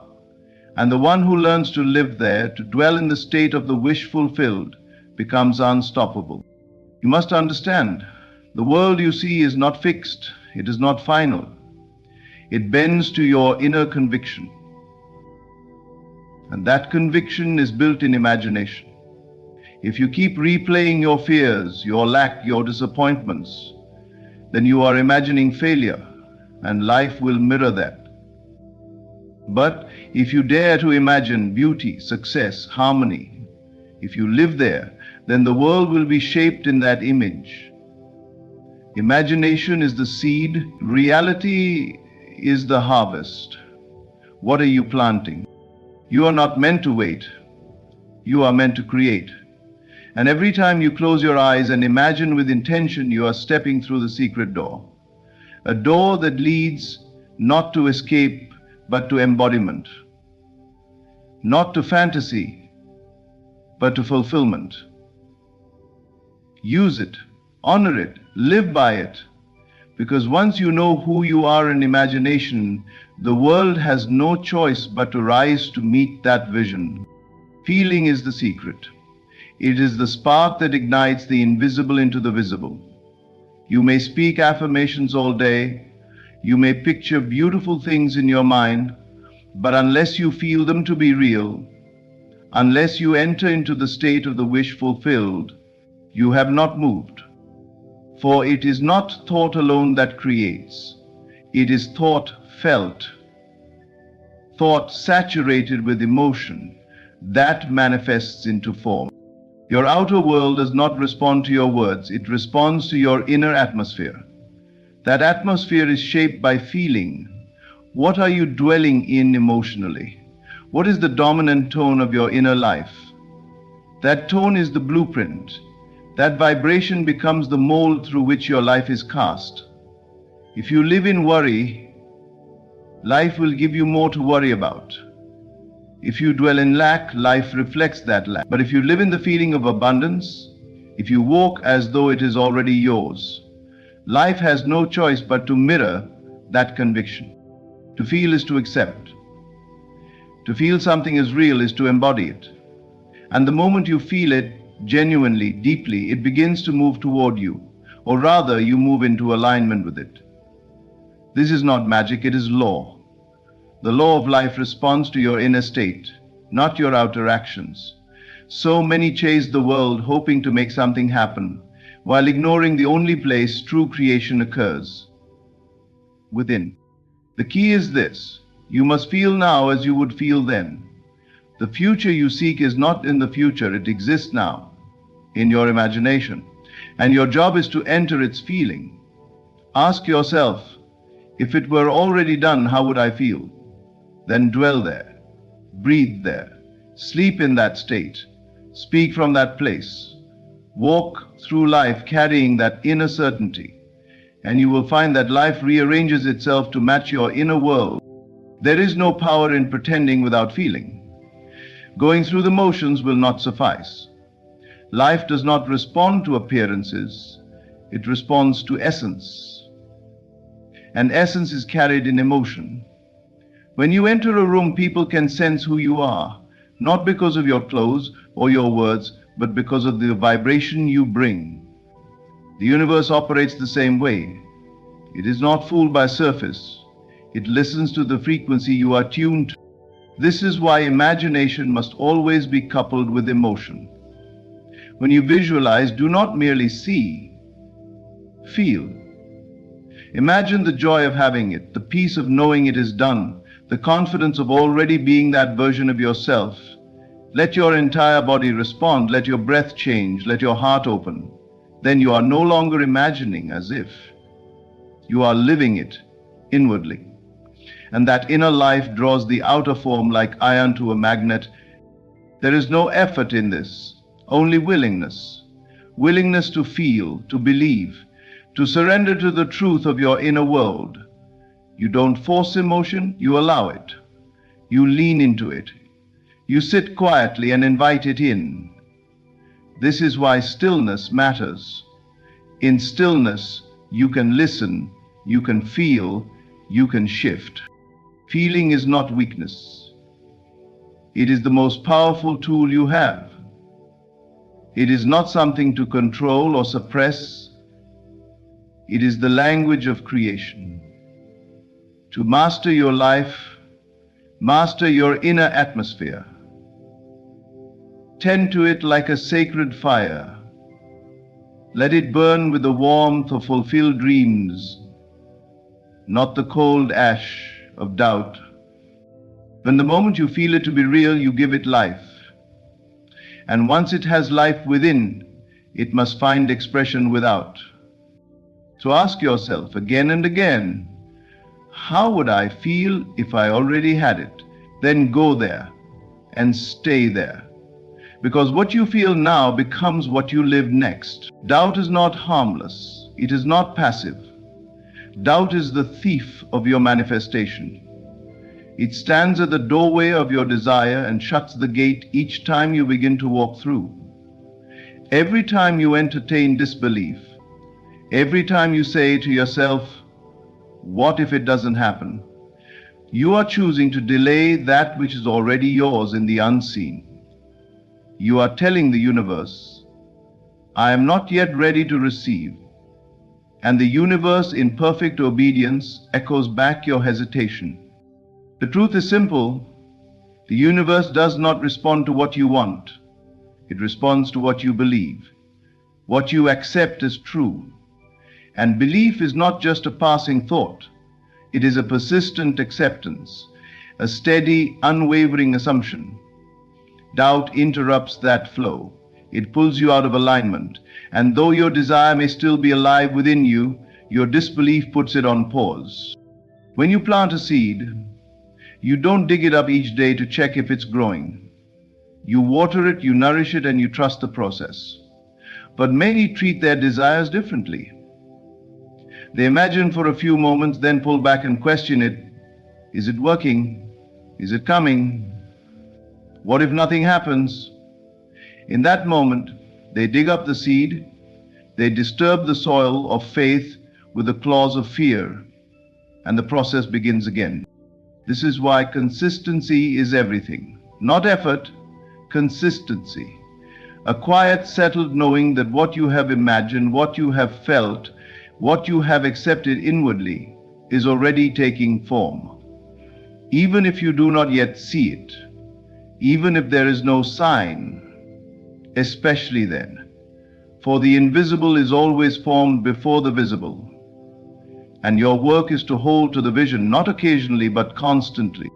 Doubt is a form of forgetting. It is forgetting who you are and how creation works. It is falling back into the illusion that you are separate from your desire, that you must earn it, chase it, or prove yourself worthy of it. But you were never meant to strive. You were meant to assume, to know, to live in the end, and let life follow. You must treat your assumption like truth, as sure as the sun rises, as certain as the tide returns. Not because of blind optimism, but because you understand the law. Life mirrors what you persistently hold as real. And nothing delays creation more than a divided mind. One day you believe, the next day you question. 1 hour you feel it, the next you fear it slipping away. That fluctuation sends a mixed signal, and confusion cannot manifest clarity. Faith is not loud, it is quiet, steady, sure. It does not beg for evidence, it becomes the evidence. And when doubt arises, as it will, you must meet it with remembrance. This is already mine. I do not chase, I choose. I do not beg, I believe. Speak to your inner world the way a master speaks to the wind, with confidence, not desperation. Doubt only has power if you feed it. Stop rehearsing your fears. Stop retelling the story of delay, of disappointment, of things not working out. That story is not sacred. That story is not your truth. The more you repeat it, the more you give life to the very thing you wish to avoid. If you would only stand still within the feeling of certainty, even for a short time, you would see just how quickly life responds. But most people cannot stand still. They move with their fear, not with their faith. They chase when they should rest. They worry when they should assume. And so their desire remains on hold, not denied, just delayed. So choose today to stop doubting, to stop hesitating, to stop questioning the process every time you cannot see the outcome. What you have accepted in your imagination is already real. It is simply seeking the path to emerge. Hold the state. Feel the end. Refuse to let doubt speak louder than truth. Because the moment you stop doubting, the delay dissolves. And the door that was always open is finally walked through. You must begin to act, not in pretense, but in truth, as the one who already has. Not tomorrow, not someday, now. For your world is not waiting to grant you your desire. It is waiting for you to embody the version of yourself who lives in the end. The one who no longer asks when or how, but simply is. That self, that version of you already exists. And your only task is to step into it. Creation is finished. What you desire is already present in the invisible. And the way you bring it into form is not through striving, but through identification.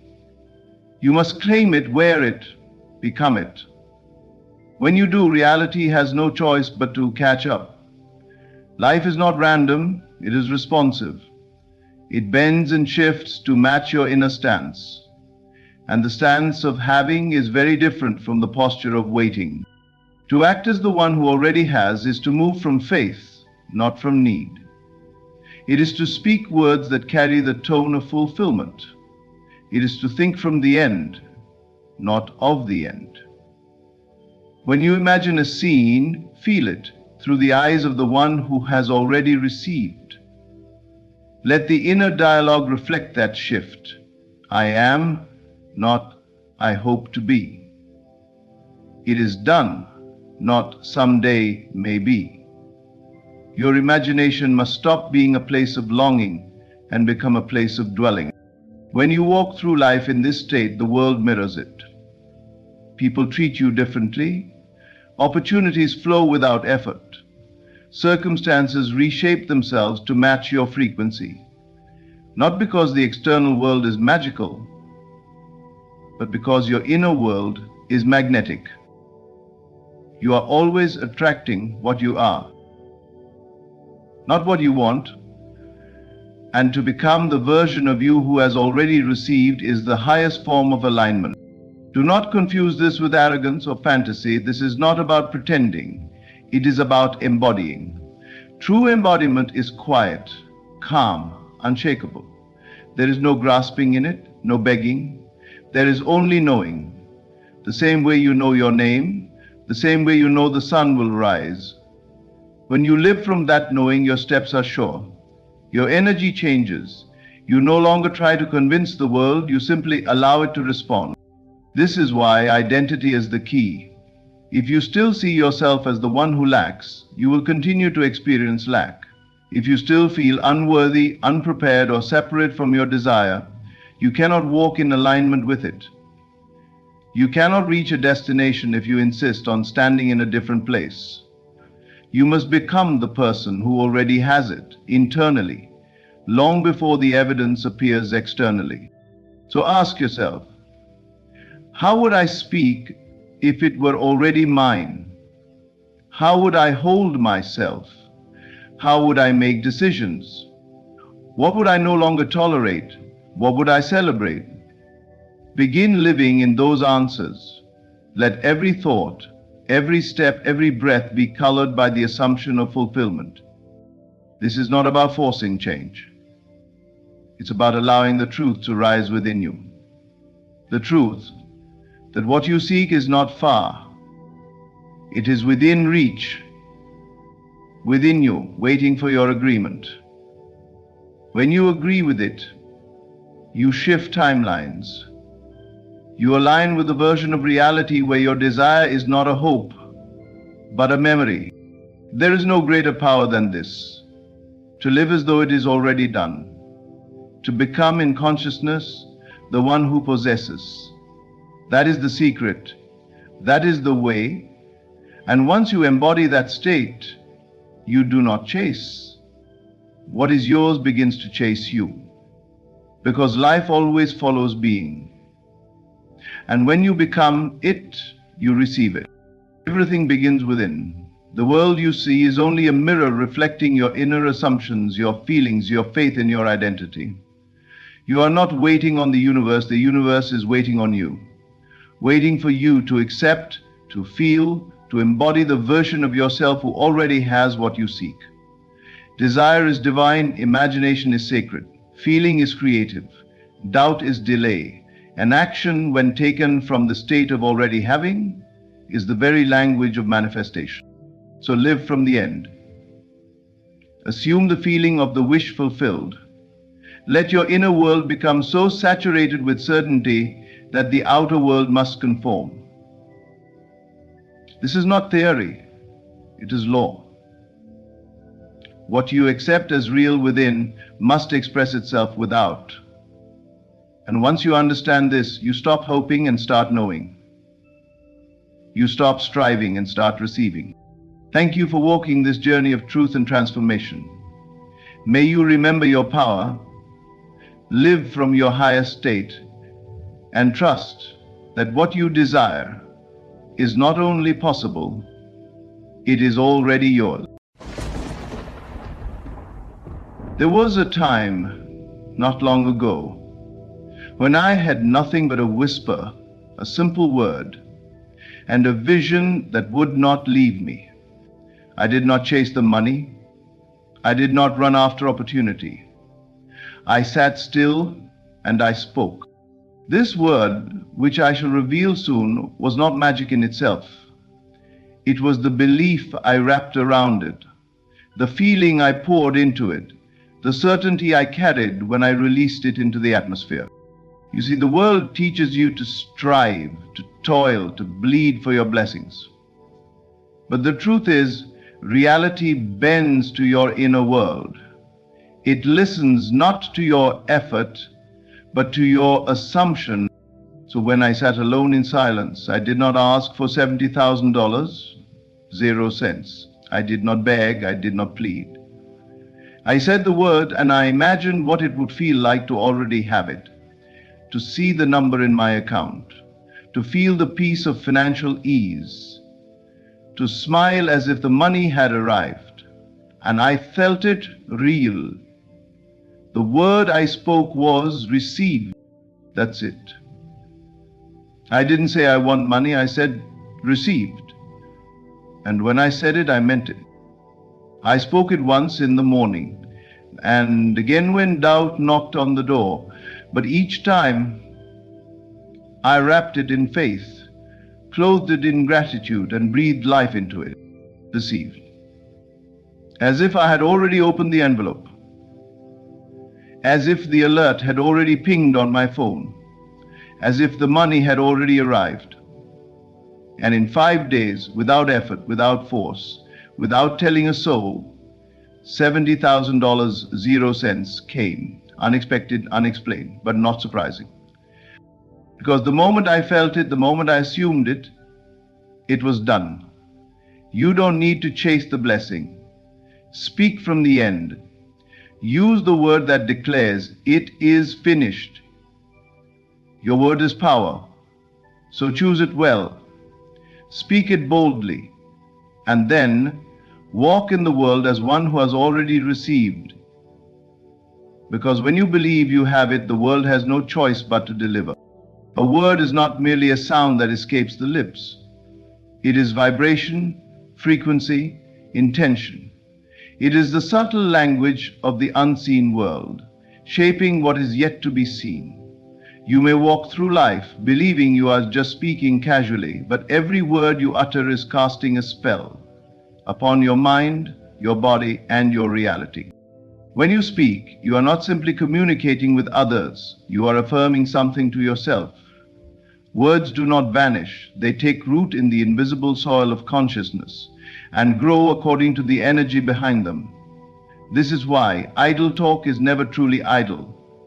The words you declare in moments of frustration, of fear, of lack, they do not go unheard. They are not lost in the air. They are recorded, impressed upon the subconscious, and returned to you as experiences. Everything begins within, and your words are the bridge between the inner and the outer world. When a word is spoken with conviction, with belief, it becomes an imprint, not on paper, but on the substance of your very reality. It becomes a vibration that reshapes matter. It is not the dictionary meaning that holds power, but the emotion and awareness behind it. If you speak of abundance while secretly believing in lack, the vibration you emit is still lack. But if you whisper a simple word, wealth, health, peace, and believe it, feel it, and dwell in it, then the world must mirror that tone back to you. The subconscious mind does not argue. It does not question what is true or false. It simply accepts what you consistently feed it, especially when spoken aloud with feeling. Words create states, and states create conditions. If you repeatedly affirm that you are tired, broke, unloved, or lost, then so shall your world reflect that. But if you deliberately shift your language and begin to declare yourself whole, prosperous, guided, and already fulfilled, then the subconscious rearranges your path to match that declaration. There is no such thing as an empty word. Every syllable carries a charge. This is why those who understand this law become masters of silence as well. They do not speak against themselves, even in jest. They speak with care, with intention, knowing that each word is an instruction to life, You are not merely describing your world when you speak, you are constructing it. Think of a word like received. It is not simply a past tense term, it is a vibration of arrival, of certainty, of possession. When you say, I have received, while holding the image and feeling of that which you desire, you are impressing the subconscious with the end. You are not hoping, you are declaring. That vibration must be matched. The law does not fail. You receive not what you beg for, but what you claim is already yours. In the beginning was the Word. That is not a religious statement. It is a metaphysical truth. All things are spoken into existence. Before anything manifests, it is first declared. Whether in thought, in quiet prayer, or aloud, it is the Word that begins the process. If your life is not reflecting what you desire, look not to others or outer conditions. Look instead to the words you have been speaking about yourself, about your worth, your future, your faith. Your words are seeds, and the soil is always fertile. Speak not what you fear, speak only what you choose to make real. Speak with reverence. Speak as a creator, not a beggar. And understand this: the moment you speak from belief, the moment you attach feeling to the word, you have set into motion a vibration that will echo throughout your world and return to you in form just as you commanded. So speak carefully, speak with certainty, for the word you speak today is the life you shall walk in tomorrow. Imagination is not a tool for daydreamers or artists alone. It is the divine faculty through which all things are conceived and brought into being. Every structure, every invention, every fortune, they all existed first in the mind of someone who dared to imagine them. Wealth, too, begins not in a bank account, but in the quiet inner world of thought and vision. Before it can appear in your hands, it must be seen in your mind. Wealth is not earned through strain alone. Many people work hard their entire lives and remain in lack. Others, with seemingly less effort, rise into abundance. What separates them is not luck or circumstance. It is consciousness. It is the inner assumption of wealth. You cannot receive what you do not first accept as possible. And not merely possible in theory, but real and present in your world of imagination. Most people live in a state of wanting. They want money, they want success, they want freedom. But want is not possession. It is the state of not having. When you dwell in the feeling of wanting something, you confirm its absence. Your imagination must not be a place where you long for what you do not have. It must become the sanctuary where you already possess it. It must be real to you there before it becomes real to you here. Imagination must be used deliberately. You must train yourself to retreat inward and build the life you desire in vivid detail. See yourself already in possession of what you claim. Walk through the rooms of your dream home in your mind. Hear the sound of the luxury car as you start it. Taste the richness of freedom, the calm of security, the ease of abundance. Do not imagine yourself trying to get it. Imagine yourself already having it. This inner vision is not fantasy, it is creation. The subconscious mind does not distinguish between what is real and what is vividly imagined. It takes your inner pictures as commands. If you feed it scenes of wealth, of confidence, of ease, it must rearrange your outer world to reflect that pattern. The law cannot be broken. You do not attract what you want. You attract what you are conscious of being. To become wealthy, you must first be wealthy in mind. This does not mean spending recklessly or pretending with others. It means living in a quiet, knowing that wealth is your natural state, that you are not trying to become rich, you are simply aligning with what is already yours in the unseen. The imagination is the first and most sacred step in this process. Without it, all effort is misdirected. Every great transformation begins with the shift in perception, not of the outer world, but of the inner self. Who are you when no one is looking? What story plays in the theater of your mind? If you continue to imagine struggle, lack, and limitation, your world must comply. But the moment you assume the state of wealth in your imagination, the moment you walk, speak, and think from that state, you begin to call it forth. You cannot move toward what you are unwilling to claim within. Imagination is not weak. It is the birthplace of every miracle. Begin now to use it wisely. Close your eyes and feel what it means to have already received. Not to hope, not to wish, but to know. This knowing will change you. And once you are changed inwardly, your world must follow. Imagination is the only door. Through it, all things flow. Use it to see yourself as already in possession of the wealth you desire. Live from that state, think from that state, feel from that state, and the outer world will have no choice but to reflect the richness you have already claimed within. To assume the wish is already fulfilled is to step beyond the veil of time and claim the end as now. It is not to ask, nor to beg, nor to plead. It is to stand firmly in the knowing that what you desire has already been granted. In the realm of spirit, in the unseen world where all things are first created, your desire already exists. It is not becoming, it is. When you speak the word, you must not speak it as a request. You must not speak it as though it was something far from you, still on its way. That is not faith. That is lack.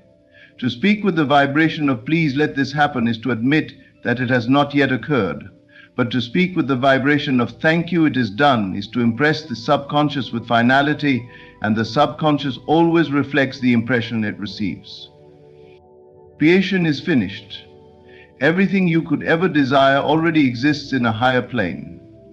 You are not creating from nothing. You are selecting from what already is. The act of assuming the wish fulfilled is the act of choosing your reality. It is a spiritual claim. A declaration not to the world but to yourself. It is an inner conviction that what you have imagined is not just possible, but inevitable, and even more than that, already yours. Do not look to your senses for confirmation. The senses will often contradict your desire. They will show you the bank account with little in it, the phone without a call, the job not yet offered. But those things are echoes of your previous state. They are not predictors of what is to come. What determines your future is the state you occupy in consciousness. If you persist in the assumption that you are already the one you desire to be, the outer world will rearrange itself to mirror that truth. Speak the word not with uncertainty but with authority. Let every affirmation you declare be rooted in the present moment, not the future. Say not, I will be healed, but I am whole. Say not, I hope I will be successful, but I am already thriving. Speak as one who knows the power of the unseen is greater than what appears. Speak as one who has already crossed the finish line, even while the world still sees you at the starting gate. This inner shift is subtle but powerful. When you assume the wish fulfilled, your body changes, your tone changes, your energy changes. You no longer chase, you no longer doubt, you no longer check constantly for signs. You rest in the knowing that it is done. And this rest is not passivity, it is power. It is the calm of one who has planted the seed and trusts the harvest. Faith is not hoping, faith is knowing. It is the deep and quiet confidence that your imagination is reality, that what you feel inwardly must outpicture itself in due time. The key is persistence. The outer world will try to tempt you back into doubt. Circumstances may seem unchanged, but hold the feeling, stay faithful to the state of already having, and soon the world will yield. It cannot resist the one who lives from the end. You are not waiting on life. Life is responding to you. Every assumption you hold is a request fulfilled. The universe does not delay to punish. It waits for alignment. The moment you align with the end, not by effort, but by assumption, the shift begins. Speak your word as if the thing were already so, and you will call it forth with a force stronger than action. the force of belief. So today, right now, walk in the assumption that what you desire is already yours. Think from it, not of it. Feel it in your bones. Speak not as one who seeks, but as one who has found. For what you accept inwardly as true, the world will mirror without hesitation. Your inner world is the birthplace of all creation. Long before anything shows itself in form, it is born in the secret chambers of your imagination, your feelings, and your inner speech. The conversations you hold with yourself, the images you dwell upon, the feelings you cultivate. These are not private moments without consequence. They are the blueprints of your external reality. Nothing comes to you from the outside that you have not already called forth from within. You may believe events are happening to you, that circumstances are random, but this is not so. Everything you experience is the echo of your own inner vibration. The outer world does not shape you, it reflects you. It is a mirror held up to your inner dialogue. If you speak within yourself words of lack, doubt, fear, and limitation, you will find those very things appearing around you. Not because life is cruel or indifferent, but because the law is exact. You do not receive what you wish, you receive what you are in consciousness. To wish is not enough. To speak richly within yourself is to dwell in the state of already having, already being, already fulfilled. Listen to your inner conversations. Are they conversations of wealth or of worry? Do you speak from a place of confidence or concern? Every word spoken within is a command issued to the subconscious, and the subconscious never questions, it only obeys. If your internal speech is rich, if it is filled with gratitude, assurance, peace, and abundance, your world must respond in kind. Most people live unaware of their inner speech. They allow the mind to repeat old fears, old rejections, and old stories of lack. They believe they are being realistic when in truth, they are being habitual. The truth is not what you see. The truth is what you accept. And once you accept a new story inwardly, there is no use in begging the outer world to change if the inner world remains the same. You cannot plant seeds of scarcity in your mind and expect to harvest prosperity. You must first become the new version of yourself within. You must begin to speak to yourself as the one who already has. Say, I am wealthy. Not because your bank account confirms it, but because your consciousness demands it. Say, I am loved. Not because another tells you so, but because your inner self has decided to dwell in love. This shift is not always easy. The world may try to pull you back to the old self, the familiar story, but the one who masters their inner world is free, free from circumstance, free from appearance, free from doubt. When your internal speech becomes disciplined, rich, and aligned with your desires, nothing in the outer world can resist the transformation. You must speak as the person you are becoming, even when there is no evidence, especially when there is no evidence. That is the test, to look at the current facts and still say, it is done, not with arrogance, but with faith, not because the world says so, but because your inner world has declared it. Your life is not controlled by fate, chance, or luck. It is shaped moment by moment through your awareness and the speech that flows from it. You are not at the mercy of circumstances. You are their creator. So begin today. Speak within yourself as the one who has already received.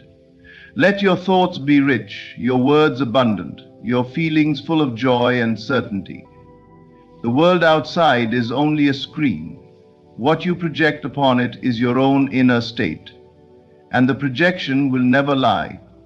It will always show you exactly what you believe, accept, and affirm within. Change your inner world, and you change everything. A word, no matter how often repeated, is powerless without feeling. It is not the repetition of the phrase that moves mountains. It is the emotional conviction behind it. The feeling is the secret ingredient. When you speak a word and do not feel its truth, it passes over the subconscious like a shadow. But when you feel what you speak, it sinks deep, takes root, and blossoms in your world as reality. You must not merely say, I am wealthy, I am loved, I am healed, as mechanical phrases. That is noise, not creation. But if you say, I am, and allow your entire being to resonate with the feeling of already being that which you declare, then the word is clothed in power. It is energized by belief, by awareness, by presence. The subconscious is not moved by logic. It is not persuaded by evidence. It does not understand facts in the way the conscious mind does. It responds only to feeling, the language of vibration, the frequency of belief. That is why a single word, fully felt, can do more than 1,000 thoughts that are not. When you feel a thing, you live in its atmosphere. You enter its state. To feel abundance is to momentarily become abundant. And when you persist in that feeling, you stabilize the state within you. And what is stabilized within must become visible without. This is law. So when you speak the word pause, let it enter your being. Say it not just with your mouth, but with your chest, your breath, your spine. Say it from the end, from the result, not the request. When you say, I am free, what does freedom feel like in your body? How does your breathing change? How does your posture shift? How would you walk? How would you look? How would you carry yourself if it were true right now? This is the art of conscious creation. Not to recite, but to embody. You are not hoping the words will work. You are knowing they already have. And this knowing is not mental. It is emotional. It is vibrational. That is the key. Many wonder why their affirmations do not work. It is not because the words are wrong, but because the words are hollow. A shell without the breath of life. Life is breathed into your words when they are saturated with feeling. Feel it as you speak it, and if you cannot feel it yet, then imagine what it would feel like. Use your imagination as a bridge to emotion. The world you experience is shaped by your dominant feeling. If you feel poor, the world echoes poverty. If you feel unworthy, you attract circumstances that confirm it. But if you feel wealthy, feel blessed, feel chosen, even while appearances say otherwise, then you have placed yourself in a new reality, and the world must catch up. You do not need to control the how. The bridge of incidents will unfold itself. Your job is to remain faithful to the feeling. Let the feeling dominate your inner world, and the outer world will follow. This is not fantasy. It is the creative process itself. So do not speak words out of duty, speak them out of conviction. Do not say them just to say them. Say them because they are the truth of who you are becoming. Say them until they no longer feel foreign, but natural, until they feel like home. The feeling is the secret. It is the power behind the prayer, the energy behind the word, the force behind the form. Speak your word, and then feel it fully. Let it stir you, move you, awaken something in you. And when it does, know this: creation has already begun. Repetition alone does not create. It is not how many times you say a thing that matters. It is the state from which you say it. A single word spoken with absolute conviction carries more power than 1,000 words uttered without belief. It is not the noise you make, but the energy you embody. Real transformation begins not when you say the word often, but when you say it once and truly feel it. Many people become obsessed with rituals and routines. believing that if they say their affirmations long enough, something will eventually shift. But they overlook the most vital ingredient: belief. The creative force does not respond to empty repetition. It responds to the truth you accept as your own. Repetition can be helpful, but only if it is used to build belief. If it becomes mechanical, it loses all value. It is persistence in the assumption, not the habit of mouthing words, that impresses the subconscious mind.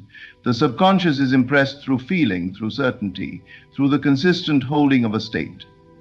To persist is to remain loyal to the vision of your desire, not just with your lips, but with your imagination, your reactions, and your inner speech. You may only say it once out loud, but you must continue living in the feeling of that truth until it hardens into fact. Persistence is not struggle, it is not strain, it is not trying hard to believe. Persistence is quiet confidence. It is the refusal to mentally return to the old story. It is the steady, calm dwelling in your new identity, even when there is no external proof, especially when there is no external proof. That is when the power of persistence is revealed. You do not plant a seed and dig it up every day to see if it has grown. You plant it and persist in the knowing that life is at work below the surface. So it is with your words and your beliefs. Speak them with sincerity. Feel them with depth, and then persist in the knowing that creation has already begun, even if your senses do not yet confirm it. If you say, "I am wealthy," but continue to worry about money all day, your inner state is still poverty. If you say, "I am love," but doubt your worth, your inner speech contradicts your affirmation.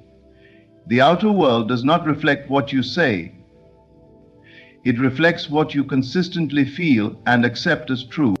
That is why one moment of real conviction, one declaration that stirs your soul and anchors itself deep in your awareness, is more valuable than hours of lifeless repetition. You must feel the truth of your word. Let it become your inner atmosphere. Let it become the lens through which you see everything. Persistence means to refuse to entertain the opposite. It means that when doubts arise, and they will, you gently bring yourself back to the feeling of the wish fulfilled.